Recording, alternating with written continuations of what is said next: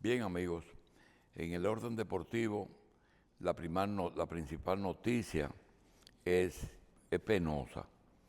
Es la declaración de Fernando Tatis aceptando que ha usado esteroides y fue suspendido por los 80 juegos que quedan. Ya estaba inhabilitado por una lesión. Ese joven que es extraordinario en el ejercicio del juego de pelota, parece que donde no anda bien es en la cabeza. Esa situación lo coloca en una posición muy difícil. Él y el grupo de dominicanos jóvenes llevaban una ruta muy bonita y sin precedentes.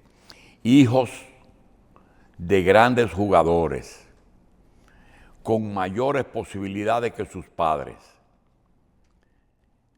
Hasta ahora él ha sido el primero que ha caído. Lo acepta, pero en el caso de Fernando Tatis, a quien pone en una situación difícil es a su padre, porque nosotros no justificamos, pero entendemos el comportamiento de esos jugadores que vienen de hogares humildes, sin ninguna preparación, a veces hasta analfabetos en su propia lengua, sin conocimientos sobre la cultura y el idioma en donde van a jugar. De buenas a primeras se encuentran en una sociedad en que sus compañeros generalmente llegaron a la universidad, y en una sociedad en que los acepta por su calidad y les pagan en una forma extraordinaria. Sin embargo, a esa gente la justificamos porque hacerse millonario de la noche a la mañana sin estar preparado se entiende. Pero un hijo de Vladimir Guerrero, un hijo de los Alou, un hijo de Manny Mota, un hijo, en este caso, de Fernando Tatis padre, no se justifica eso, porque lo que se piensa es que no recibió la educación adecuada en ningún orden, a menos que caiga dentro de esa clasificación de los hijos que no tenemos control porque son unos loquitos viejos. De eso se va a hablar mucho. En AAA, en una sucursal de los Cardenales del San Luis, un jugador estableció un récord sin precedentes en AAA. Conectó 4 jonrones en un juego. Y en el primer turno, con las bases vacías. En el segundo turno, produjo 3 carreras porque la sacó con 2 hombres en base. En el tercer turno, también empujó 2, y en el cuarto, con las bases llenas. Eso es irrepetible.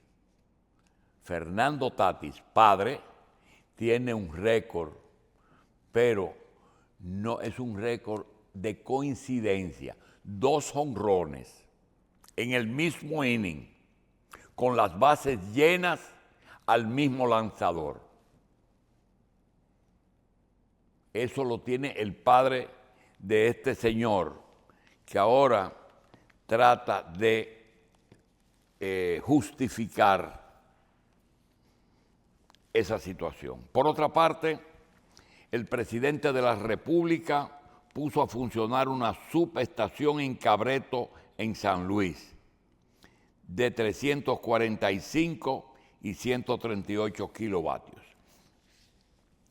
Ayer se inició y se suspendió, se pospuso por 2 meses, posiblemente para diciembre, el caso Medusa. El caso Medusa es un caso sin precedentes porque se está juzgando a un procurador general de la República que entregó el poder, el cargo, a la actual procuradora e inmediatamente fue acusado por esa procuraduría.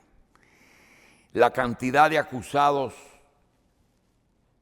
de complicidad y de testigos sobrepasa todos los precedentes. Fue necesario habilitar el salón principal de la Suprema Corte de Justicia y aún así no se permitió al público porque no cabían. Por otra parte, solamente acusados y abogados llenaron el salón. Por otra parte, hubo mucha gente que quedó fuera porque negociaron sin ser acusados. Mira, tú estás en este caso, tenemos esto. ¿Devuelves o te acusamos formalmente? ¿Y por qué ese requisito? Porque si es acusado, por ejemplo, si Jean Alain negocia, aunque negocie y acepta culpabilidad, le toca algo de prisión. Si es 20 años, le pueden tocar 10, aún devolviendo cosas. Pero el que negocia antes de ser acusado no necesariamente tiene que guardar prisión. Y parece que más de 10, porque el titular dice decenas. Por otra parte, y el mismo día el presidente entregó 535 títulos de propiedad. Y el periódico Hoy nos trae también que los accidentes de tránsito, un accidente de tránsito dejó un muerto. No, varios accidentes, un muerto y 52 heridos. Vamos entonces a decirles que vamos a tener una semana interesante porque la próxima semana, la semana que se inicia mañana es nada más y nada menos que agosto 13.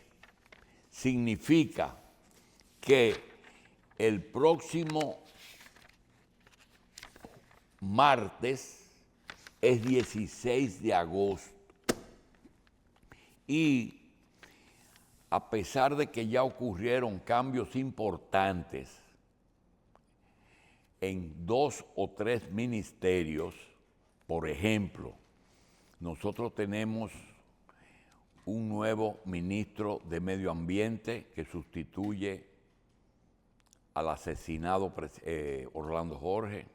Tenemos un nuevo ministro de Educación y un nuevo ministro de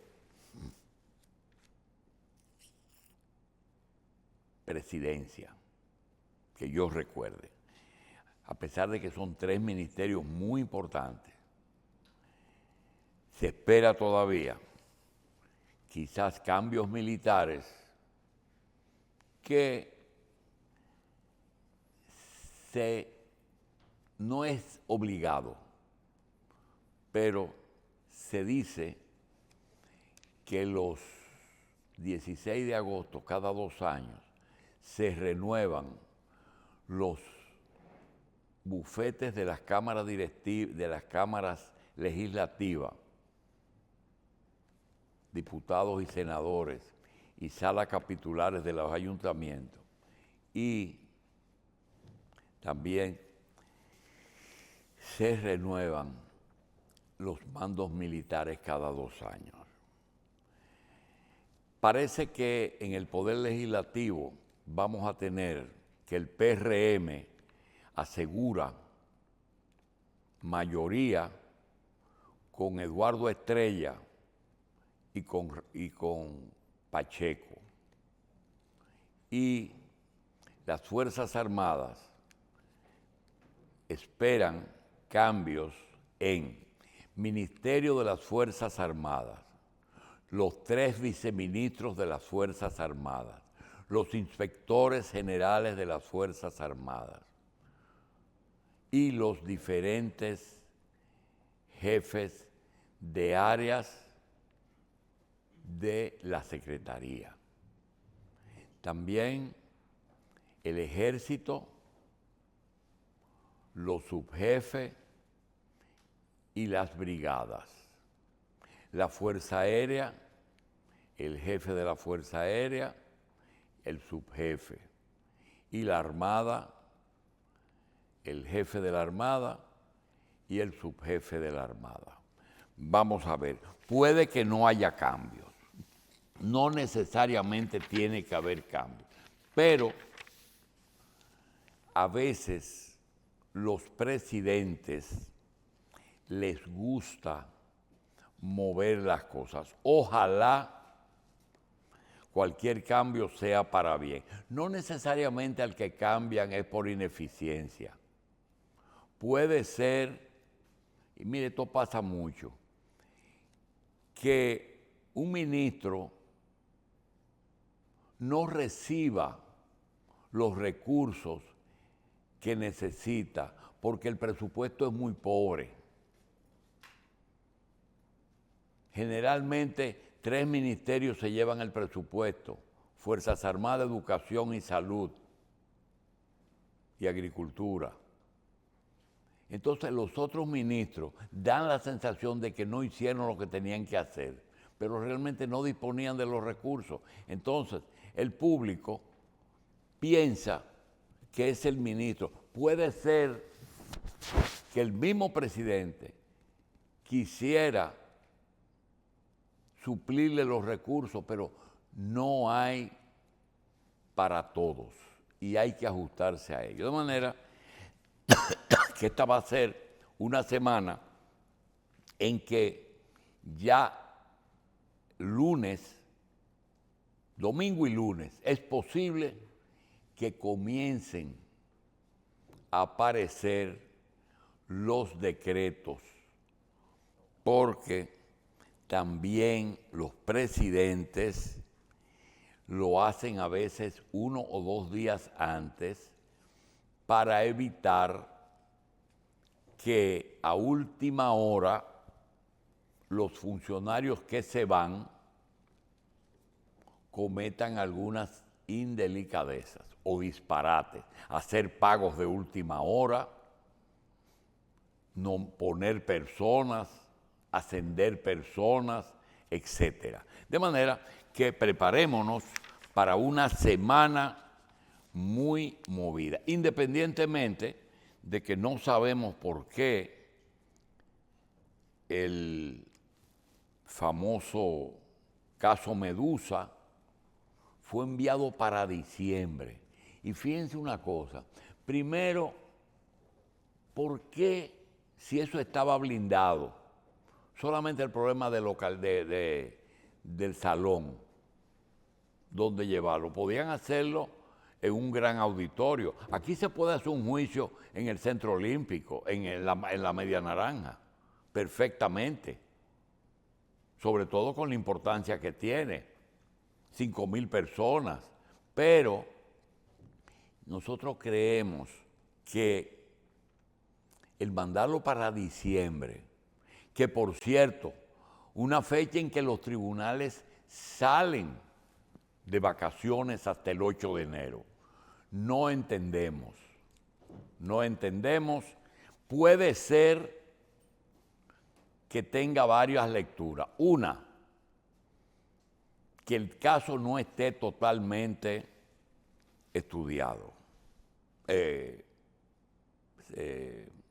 con suficientes pruebas.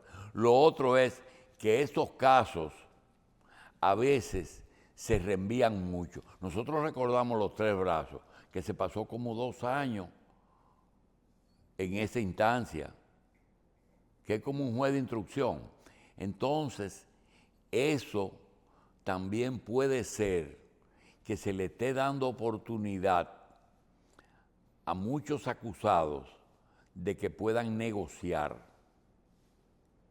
y puedan dar por ahí, porque se conoce que el Ministerio Público tiene conocimiento por 2 razones. Primero, la Procuradora General de la República es juez de por vida y sabe de lo que estamos hablando y entiende ese proceso.